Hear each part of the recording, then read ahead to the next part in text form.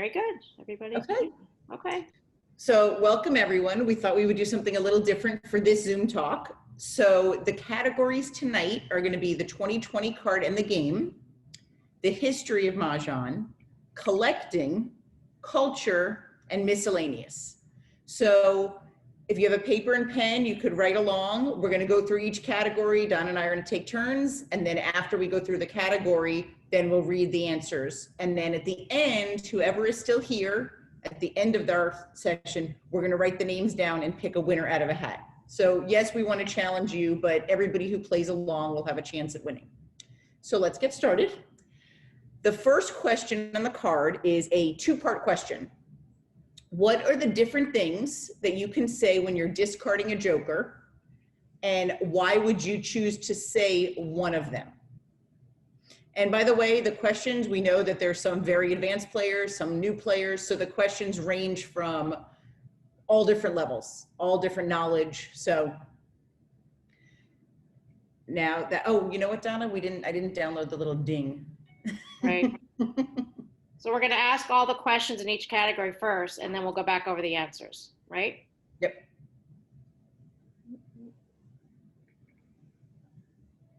Okay, I'm going to do the second question.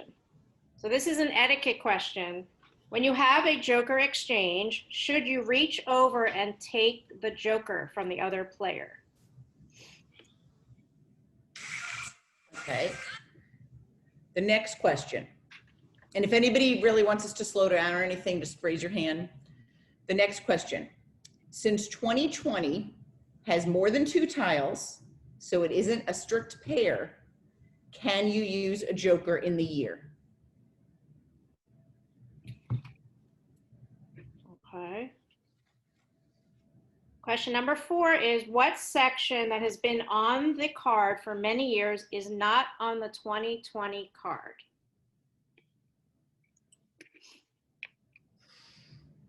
Okay, question number 5. Some of you number gurus might know this, or some people that play and pay attention while they're dealing the cards might know this, the tiles.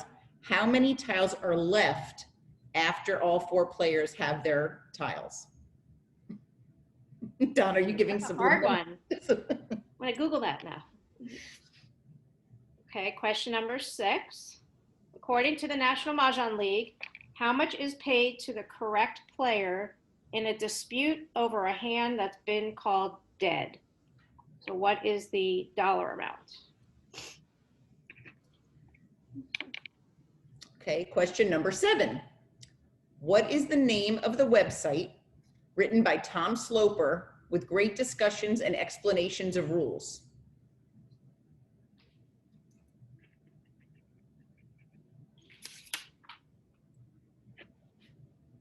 Okay, question number 8. What does Tom Sloper say on his website about rolling dice to begin the game? Is it necessary? Okay, so those were our first category, 8 questions. So now we're going to go back over the answers. So the first one for joker, you could say joker, you could say the name of the prior tile, or you could say same. And the second part was, why would you choose to say one of those? So Mahjong is known as both a listening and a visual game. So by saying same, somebody who's not paying attention to what's thrown would not necessarily see that you don't need a joker. So same is a very good strategy to say if you notice that, or just to get into a habit that people aren't paying attention, that you don't need a joker. Okay, question 2 was an etiquette question. When you have a joker exchange, should you reach over and take the joker? And the answer is no, never. I see shaking heads. No, present it for an exchange. Never touch another player's tiles. Exactly. Okay. The next one is, since 2020 has more than 2 tiles and it isn't a pair, can you use a joker? And another big no. So even though there's 2 2s and 2 0s or whatever year it is, never can you can never use a joker in the year or in the word news. All of those are considered singles. And the way that I think of it when I'm teaching someone new is, unless it's 3 of the same tile, no joker. And they're also considered single tiles, so you Yeah, can't use a exactly. joker with a single tile. Exactly. Sorry, I had to add it. I Nope. just couldn't keep it We in. appreciate Oh, we do. it. Okay, question number 4 was what section of the card has been on the card for many years but is not on the 2020 card? And for this answer, we have a video answer from a special guest. Hold on one second.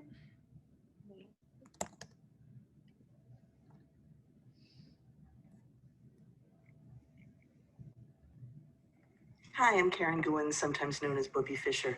The part of the card that doesn't appear in 2020 is the additions hand section. Nice job. So the answer was the additions hand is not on this year's card. Did that share? Did everyone get to see that? No, I heard the video, the sound, but I didn't see the Try video. again. Hold on. Sorry about that, guys. Technical. Hi, I'm Karen Gouin, sometimes known as Bobby Fischer. The part of the card that doesn't appear in 2020 is the additions hand section. Job. Okay, that's better. We're having fun. Okay, for how many tiles left after 4 players get their tiles? The answer to that is 99. I don't know if I thought about it, but yeah, right. Okay, so number 6 was according to the National Mahjong League, how much is paid to the correct player in a dispute over a hand being called dead? And the answer to that is 50 cents. And I just opened, I'm sharing the screen. It is on, I don't know if everyone realizes the Mahjong League website has frequently asked questions. It doesn't look like they've updated it for the 2020 card yet, but they do have this new rule from last year that it's 50 cents. So. Yeah, if you're incorrect, you pay the other player 50 cents. Yep.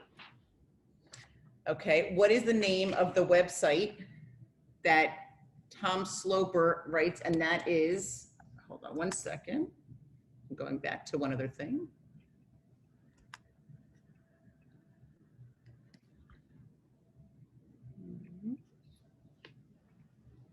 So that is sloperama.com. And it is a really valuable resource if you have a dispute over a question or just any kind of different issue that comes up. And it's kind of worded in different categories. So really the best way to do it is just kind of Google Sloperama and the issue you have. And that kind of helps you get to that section. We're giving away our secrets, Dara. So question number 8 was, what does Tom Sloper say on his website about rolling dice? Is it necessary? And this has been controversial. We actually did a video on it on our YouTube channel. The rolling of the dice to break the wall was intended to prevent cheating. Tom Sloper does a great explanation of showing how he stacked the wall to deal several jokers to himself.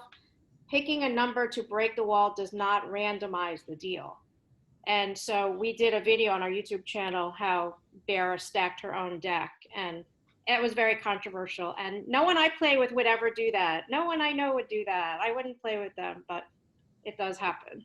And a lot of times the answer we get is, well, we always break it at the number 8, but then that kind of defeats the purpose because then it's not random either. So. Right. All right, so our next category is history. So this one, we're going to do our real Jeopardy type game. In 20 seconds, write down as many styles as you can think of Mahjong.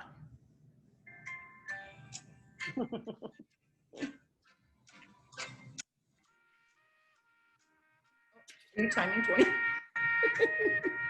Time 20 seconds. You want to give examples? People know what we're talking about. Yeah.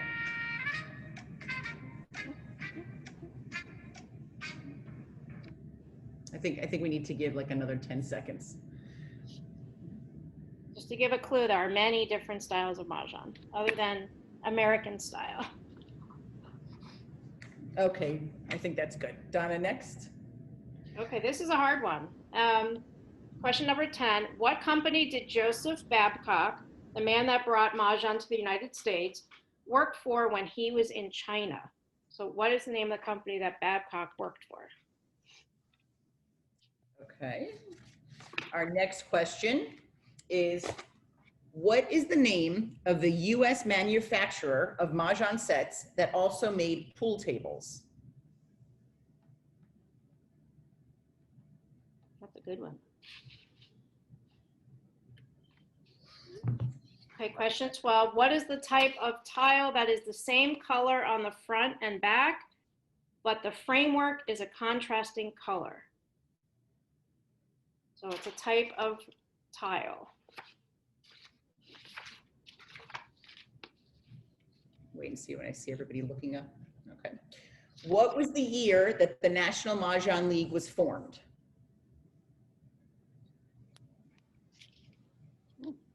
Random trivia. Oh, Okay. Greg has heard about cheating by people who don't throw dice. Yes. For question 14, on the tiles, what individual letters do you sometimes see on white dragons, and what do they each mean? There are 2 of them. So on a dragon, you'll see a letter, and there are 2 of them.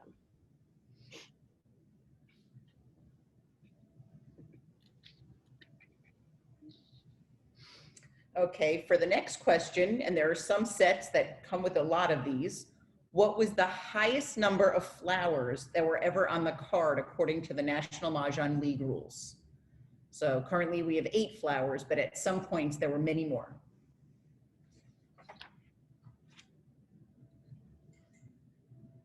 Okay, number 16 was, what year were jokers introduced on the National Mahjong League card?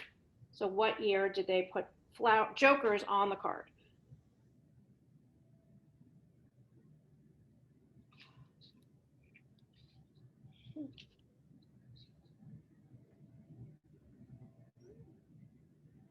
Okay. Okay, the next one. This is 2-part. In what year or what years were the number of both flower tiles and the number of joker tiles stabilized to 8?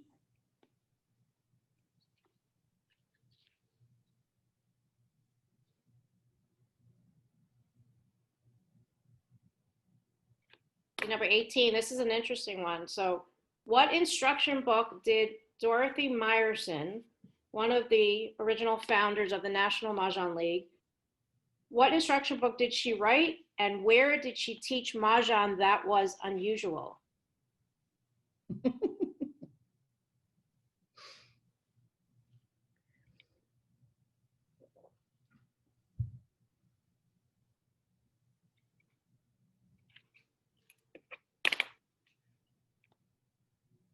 Okay, our next question is, what was Thelma Hill, and if you don't know who she was a silent screen comedian. What was Thelma Hill's nickname based on a type of clothing that she wore? This is a tough one. That's hard. We had to come up with some really, Okay, the last question in this category of history is, name the style of Mahjong that the military officers and their spouses play. So it's a different style of Mahjong.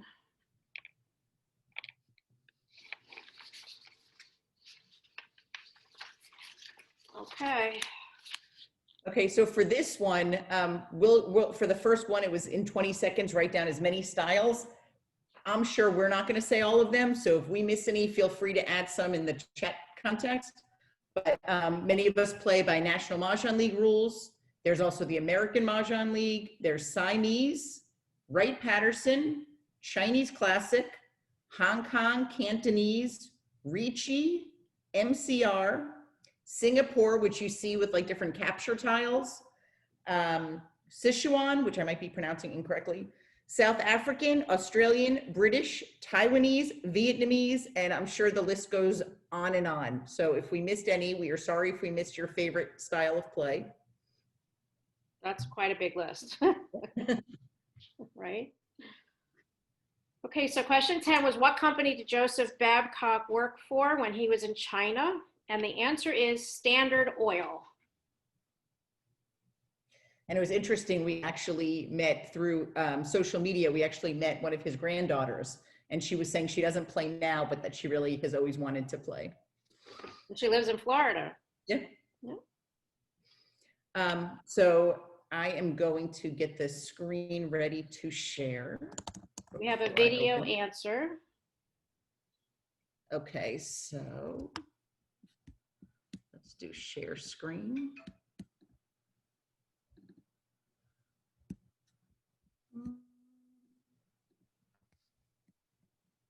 So this question was, what's the name of the US manufacturer that also made pool tables? Here we go. And we have a guest. Hi everyone, Teresa from Vero Beach, Florida. I want to thank everyone for coming today and also thank Modern Mahjong and the Mahjong community for putting on this fun trivia night for everybody. The answer to the question is Portland Billiard Ball Company out of Portland, Maine. In the 1920s, they made billiard balls, but then they got into the Mahjong market and made this set of 144 tiles. The tiles are made of ebonite with a celluloid face glued on. The interesting thing is it looks like an enrobed tile, but it's actually black all the way around. And the tiles are quite heavy. And also they have a curved back like a bone and bamboo tile from the 1920s of that era. Also included in the set are celluloid counting sticks here, as well as east, west, north indicators in red and green. The tiles are housed in a 3-drawer stack wood box with a slide top, very typical for the age. These sets are rare and perfect condition, and it's a lot of fun to play with. Hope everyone's been healthy and safe and doing well during this time. And I want to thank you for watching the video. Bye. Okay. So I personally did not know about the Portland sets until we met Teresa Benassi. I don't know, Dara, have you ever heard of it? They're very Yeah. cool looking. So So number 12 was, what was the type of tile that is the same color on the front and back, but the framework is a contrasting color? And the answer is enrobed. So Dara's going to show a picture, but here's one tile. So it's just wrapped around, and but it's the same on the front and back, but there's a framework around it. And there's a good example. So those are called enrobed tiles. did I stop share? Yeah. Okay. So the next question was about the year that the National Mahjong League got formed, and that was in 1937. And from the beginning, they sold the annual card and supported different charities from 1937 through today with the sale of the card. So this past year, Donna and I sold 743 cards, and a portion from each card will go to the Alzheimer's Association. 1937, very interesting. So on certain tiles, we asked, what individual letters do you sometimes see on the white dragons, and what do they mean? So here's an example of a B on a tile. This is it's a pink back set from the 1970s. But this is a B, and B means bay or bayban. My son who speaks Mandarin will kill me. It means white or whiteboard. And the other letter you will see on tiles is a P. I don't know if you could see. See, there's a P. This is a soap, but on the P, it means Po, which means white or plain. So this is a P tile. And on Mahjong Community the other day, we shared a picture. Sometimes they would be all white, and that was fine when they had the bamboo back. But then when the tiles were solid on both sides, people would pick up the tile and flip it over, and then somebody else playing with them would know, oh, hey, they're flipping it because there's nothing on it. So that's why they put the frame like on the one with the B. And then in America, people thought that looked like a bar of soap, and that's where the nickname soap came from. Yep. So for our next question, number 15, the highest number of flowers on the card is 24. So there are some sets now, some vintage sets that come, you could find with 24, but for the most part, I think a lot of people started using them for jokers and stickering them and selling them off. Yes. Okay, so what year were jokers introduced on the National Mahjong League card? And the answer is 1961. Before 1961, there were no jokers. Flowers were wild. And the number of flowers fluctuated between 8 flowers and 24. So the two-part question of the number of flower tiles and jokers stopping at 8, it actually stopped the same year. It was the 1971-72 card is when they both stopped at 8 flowers, 8 jokers. And when we were coming up with these questions, I was thinking like, it's interesting that they haven't changed it since then. That, you know, because then everybody would have to adjust their tiles accordingly. Okay, so I'm getting ready to share my screen for the next one. Dorothy Myerson. Mhm. So as we said, Dorothy Myerson was one of the founders of the National Mahjong League, and she wrote an instruction book called How to Play Mahjong, That's It. And the unusual place where she taught Mahjong was on television. And Dara's going to show us. I'm trying to show, but of course. I see Dorothy Myerson right there. We'll go up. Go up. I know there on my screen there was the Zoom was covering it. There we go. There. So here is Dorothy. Dorothy Myerson. Very cool. Well, that says 1951, right? So the next question was, what was Thelma Hill's nickname based on a type of clothing she wore? So she was an American silent screen comedian, and she was also known as one of the Senate bathing beauties.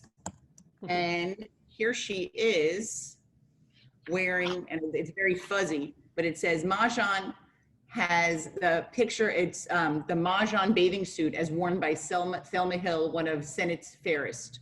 So here you could see her modeling her Mahjon bathing suit. Bathing suit. And she's known as the Mahjon bathing. Yeah, Mahjon bathing girl. girl.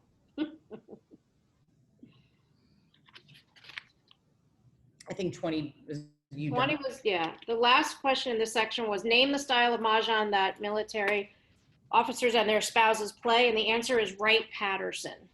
And they have their own rule books and everything. It's a whole different style of playing.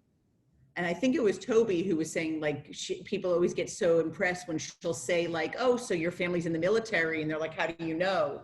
But if you have the rule book, if the Wright Patterson rule book was very popular on bases, and they do something similar to the Mahjong League, that they come out with a new card, but it's a book and it comes out every several years, not every year. So that wraps up that category. And now we were on to collecting. So the first question is, and this is really good to know, and especially if you're looking on eBay or different things, I mean, don't always go by the wording that people say, because sometimes someone will say vintage, and it's not that a vintage set can't be new and be new, but there's actual definitions. So if someone describes something as vintage, at least how many years old must it be? Vintage. I am very vintage. And then the next question, 22, is when someone describes something as antique, what is the definition of at least how many years old it is? My grandma Lily is almost an antique. Antique.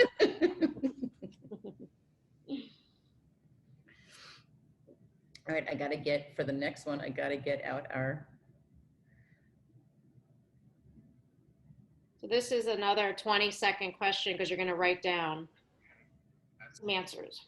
Yep. Hold on 1 second, I'm getting out our timer. Okay, Dara. Okay, so on, sorry about that. For the next 20 seconds, list as many materials that you can think of that are used to make Mahjong tiles, currently or in the past. So different materials, right, for tiles. We came up with some good ones. Mm-hmm.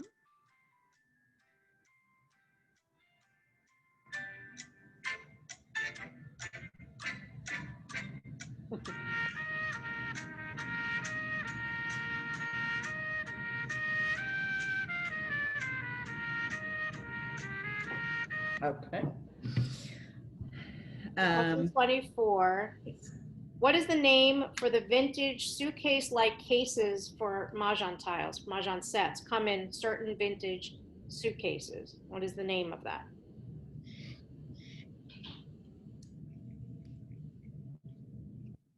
And the last one for this category, what is a factor of a bone and bamboo tile that makes it more valuable? That's specific to bone and bamboo.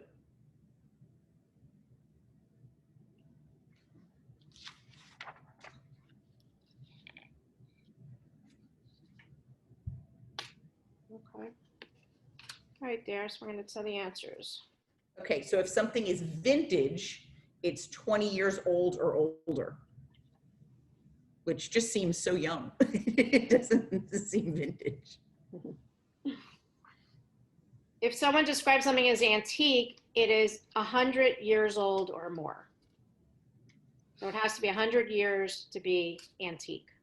So it's interesting because most of the sets that came over were 1920. So, 10, 20 years ago, people were advertising antique sets. And if they were made here, they weren't antique sets.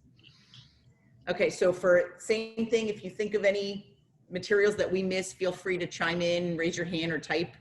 Some of the materials are plastic, Bakelite, Alite, which is similar to Bakelite, acrylic, Catalan, bone and bamboo, mother of pearl, French ivory, ivory, leather, I don't know if I'm pronouncing it right, casein, Yeah.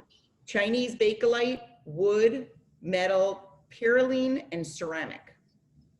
And then there could be many other styles, and like Greg was saying on our talk with her, she likes to collect one-of sets that are made by families that are like individualized. So these are just the ones that we know of that are mass produced. So I'm sure there's more materials out there. Okay. I didn't know there were so many until we did this.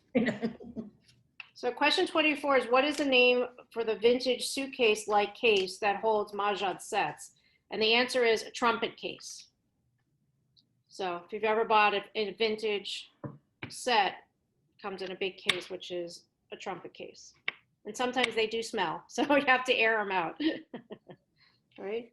So one factor that makes bone and bamboo tile more valuable is the ratio. The greater the amount of bone to bamboo, the more valuable it is. And that concludes this section. So our next one is culture.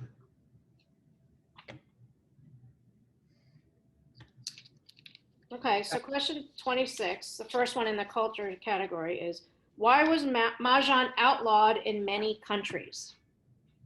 You could not play Mahjong in many countries. Even to this day. Okay, this we learned from somebody who was on this trivia night. What country has potential job interview candidates play Mahjong before proceeding to the next part of the job interview? We know Greg got this right.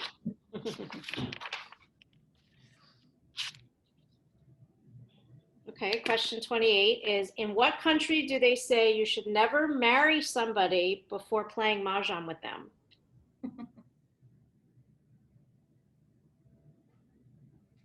And Darren and I both did not play Mahjong with our husbands, right? Before we married. Uh-oh. Okay.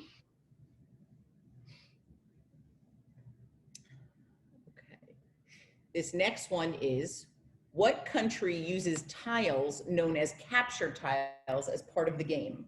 So this is if you ever see a set and it has a cat and a mouse, or a mouse and a rat. What were some of the other ones? There's Man with a pot of gold. and a fisherman and a fish, or Right. something that catches something else. So what country uses tiles known as capture tiles? So this was a very short category. So for number 26, that was you, Donna. Okay, why was Mahjong outlawed in many countries? And the answer is because it was it was considered gambling. And I think Greg Swain in one of her lectures had said that government workers were not on the job because they were busy playing Mahjong and gambling. So it became outlawed in China and other countries. Even to this day, I'll read articles about government officials or getting in trouble in other countries for gambling, playing Mahjong too much. The country that has job interview candidates play Mahjong before proceeding to the job interview is Japan.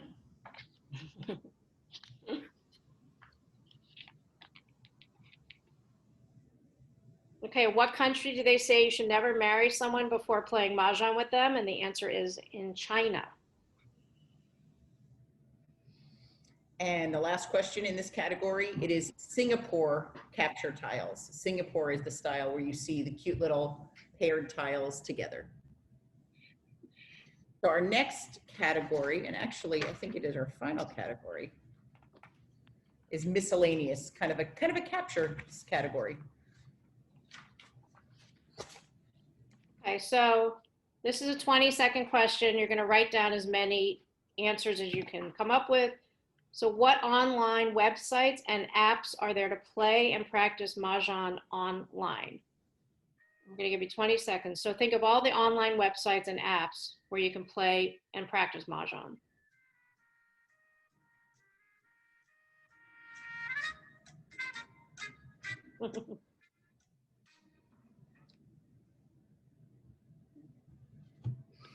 Okay.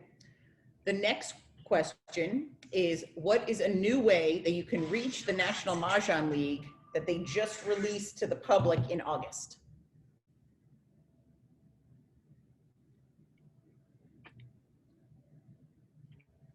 Okay, question 32. Does the National Mahjong League take suggestions for new hands? How should you submit your suggestions of new hands if they do?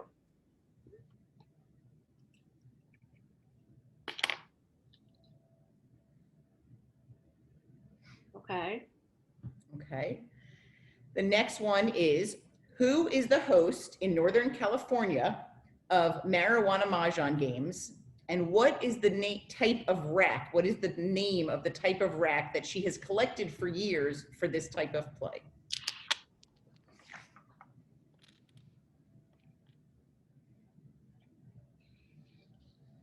Okay, question 34. I don't even know what this means, Dara. So, who lectures, the name of the person who lectures on how a game from China is now popular among Jewish women, the art of the game, and culture of Mahjong throughout the world. What is the name of the person who lectures on these topics? And no one's husband laughing can give that answer away. Okay. The next question is, what is the name of the version of Mahjong that uses National Mahjong League rules, but is used by 2 players to play this game? And a bonus point is who invented it. Not that we need bonus points. Right. Question 36. What is the name of the restaurant in New York City that is the location for Manhattan Mahjong on Mondays? And who hosts these Mahjong lunches?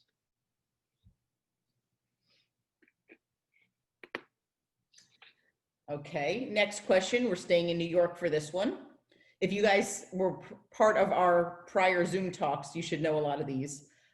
What park in New York City has open Mahjong games during the summer and a marathon on Memorial Day and Labor Day weekends? And who is the host of these games?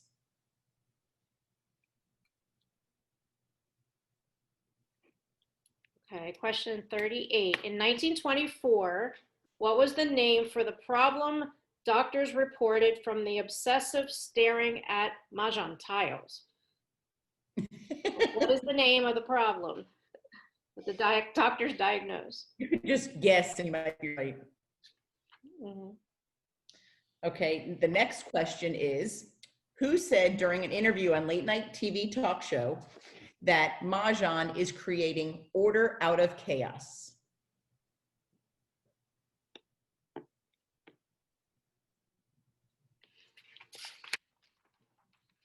Question 40, and there's no right answer to this. So if you could play Mahjong with anyone, whether they know how to play yet or not, who would it be?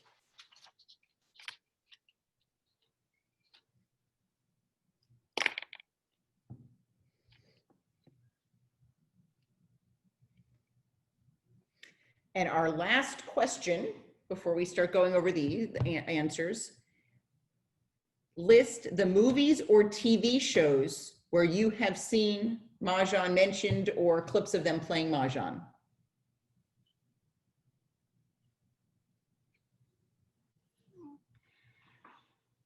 There. Yeah. I figured this one might need more than 20 seconds, so I didn't, I didn't play.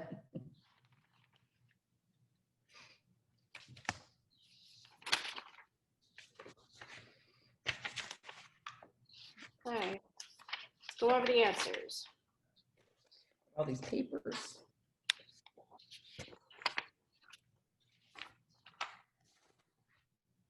Okay, so we're going to go back to the first question in this category, question 30. What online websites and apps are there to play and practice Mahjong online?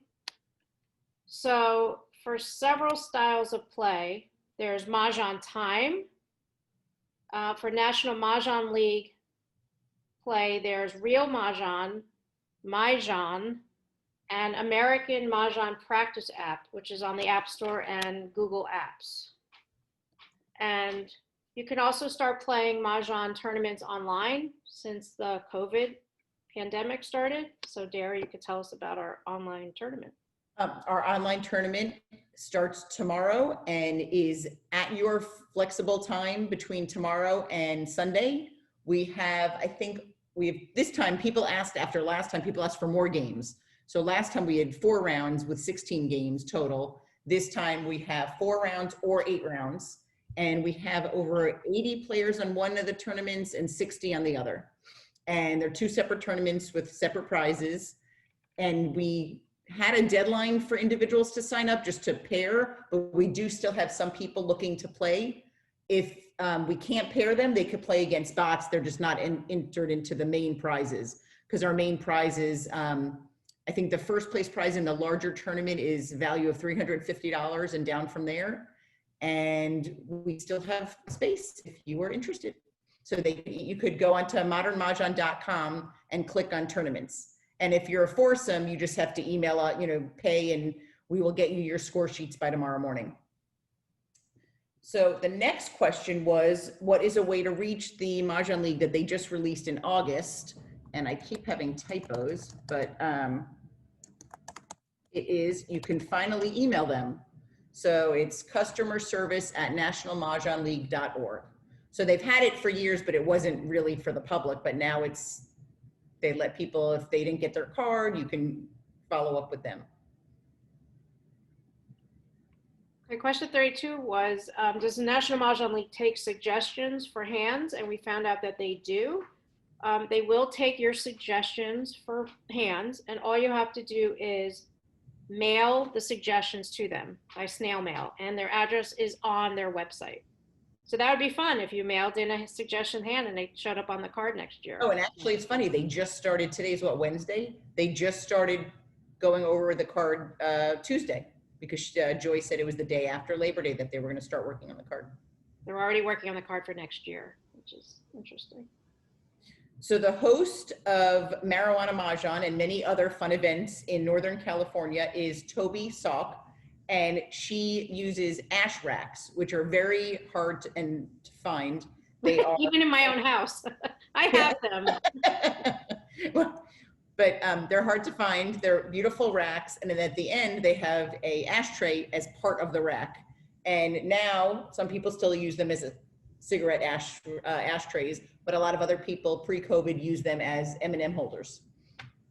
You can hold coins, you can hold M&M Skittles, but it's fun.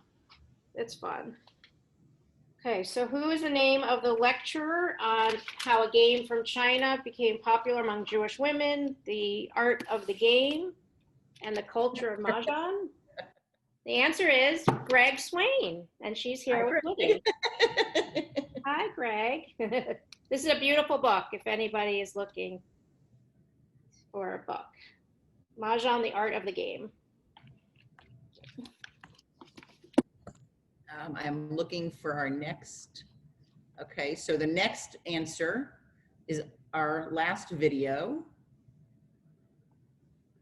question was, what is the name of the version of Mahjong using National Mahjong League style rules that is 2 players, and who created the rules for this version of Mahjong? Sorry, this one's a little bit blurry. Not our fault. I'm Gladys Brad, and the answer to the question is Siamese Mahjong. I invented this 2-player version, and the idea to Siamese came to me while playing with only one other player on a cruise back in 2015. I hope you enjoy. To that. Pretty cool, huh? So everybody who did videos for us said how frustrating it was and how funny it was seeing the outtakes. Okay, so that was number 35. Number 36. Right. Just- This is what restaurant in New York City was the location for Manhattan Mahjong on Mondays, and who hosts them? And the answer is Sarah Beth's in Manhattan, and they're hosted by Linda Feinstein. We Yes. just had her on one of our Zoom talks, so you can always watch her talk on our YouTube channel. So any of the things that we host, any Zoom talks or anything like this, we always put them on our YouTube channel, so you can watch them for later on. Here's our YouTube channel, and we have different playlists. We have Why I Maj and Men That Maj. We have Fun Mahjong Fine Friday, and we have Mahjong Community Rules and Strategy. This is actually the one where we talked about Hi, rolling the dice welcome. and So, and hiding jokers in a whole hand in the dice. So since the pandemic, Linda was saying that obviously there's no Mahjong going on at Sarah Beth's, but that she hopes to host them again in the future.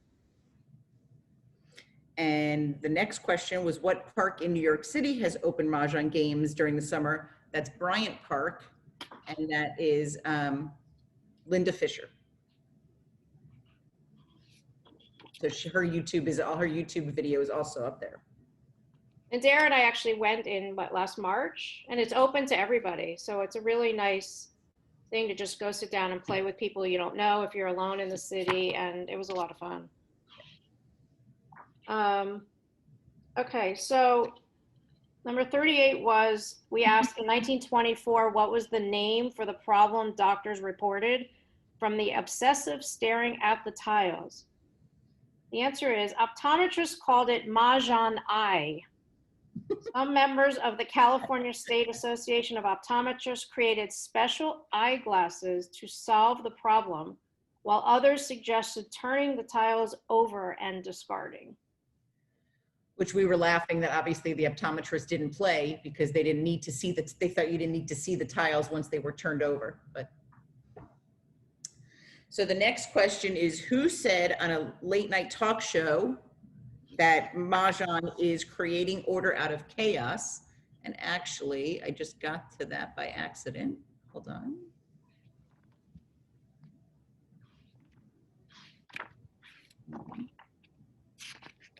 Okay, here we go. Well, here's the point, and my team here, my people, can back me up on this. It is, the concept of it is to create order out of chaos based on random drawing of tiles. Wow. That's deep. That is deep. Yeah. That is. It's sort of like life. It's sort of like Sure. every day we try to make a little bit of order out of the chaos of life, just with our random acts of hopefully wisdom and kindness. And you proselytize? Do you try to get other people to play Mahjong? Oh, yes. Oh, really? Yes. Yes. Yeah? Because I was taught by my girlfriend, Elizabeth, and now there's 8 of us that play on Tuesdays. Do you play for cash? Is this for green? You know, we don't bet, and a lot of people say I'm missing the point by not betting, but it's just sort of, it's a friendly game. Mm-hmm. It's about food, and we catch up and we play Mahjong, and it's just a great joy. Does it have a cocktail or anything like that? Whatever. Cocktails. Mahjong is not a drinking game. It's not a drinking game. Every game is a drinking game if you start drinking. That was great. Oh, shoot. You have to say a little bit. I stopped the screen.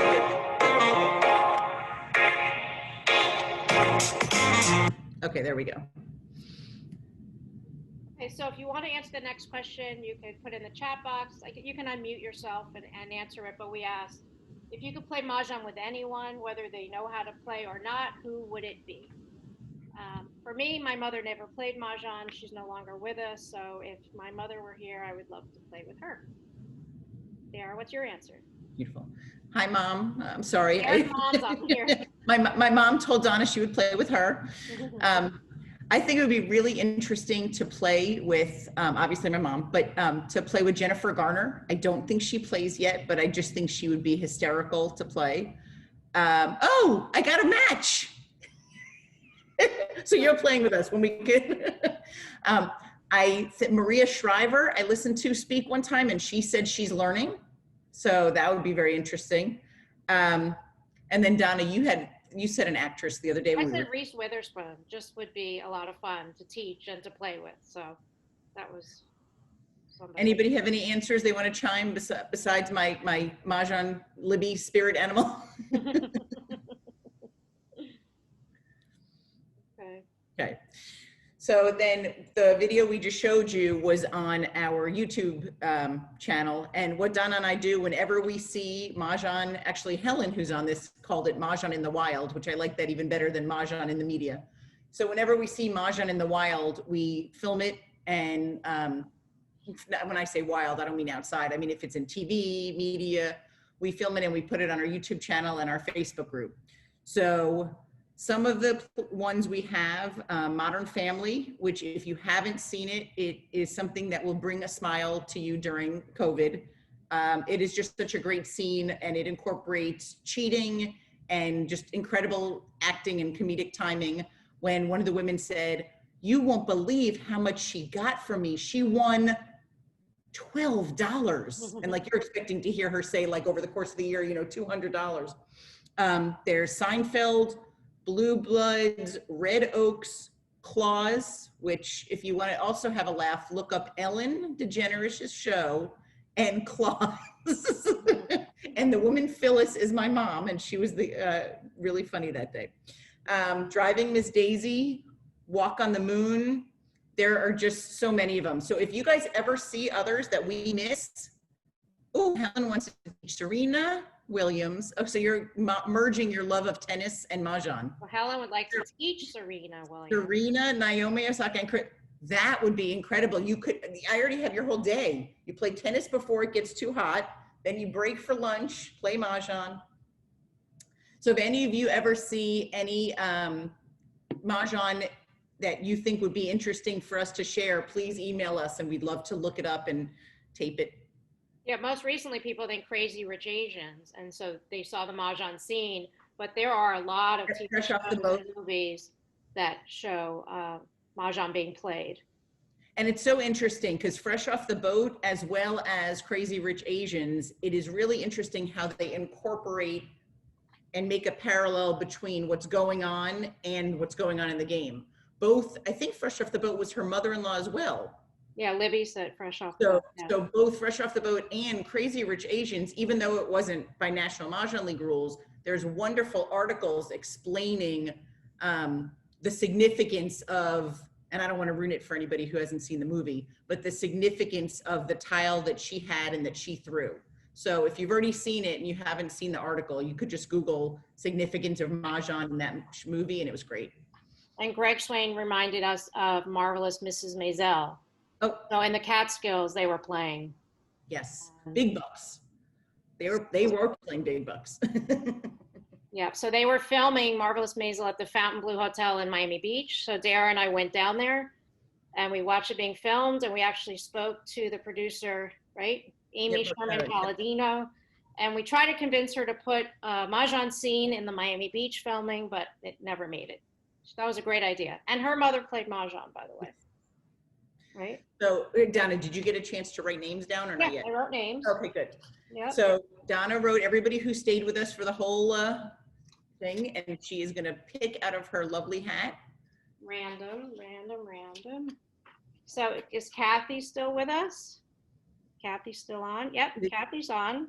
Katie, I'm sorry, Katie. Katie Krebsky. Hi, and we're going to send you one of our east wind indicators that's made of acrylic. and you put it on, you know, whoever's east, you put it on your rack and pass it around. But these are a lot of fun. Great. Thank you. You're welcome. Beautiful. Thank you. You may have to email us with your address. I think we have it. I think she's in the tournament, so we should have it. Okay, great. Well, congratulations. This has been so much fun. We have a break next week as of now, and then the 23rd, I think, is that the Wednesday? We have a repeat speaker. We have Karen Goen, also known as Bubby Fisher, coming back, and she is going to be doing upping the game and going over tiles and just explaining how to up your strategy. And what's really interesting is we might make that more of a monthly thing. Yeah. She will do something either called the Charleston Challenge or I forget the name of the other one, but just to help players just see what their tiles are and how to just improve, see more of the card, not stay focused just on, you know, one section. So we think that's going to be a really great way, because a lot of people tell us that they really want strategy. Right. More strategy talks. So if you guys have any idea for future talks, please send us an email or comment below. But otherwise, come join us on Mahjong Community if you're not yet. And if you like our YouTube channel, you could subscribe and get notifications of when we have new videos. We hope you enjoyed it. We had fun putting this on, and we learned a lot ourselves, so it was a lot of fun. So, Thank you guys. Have a great week. thank you. Bye.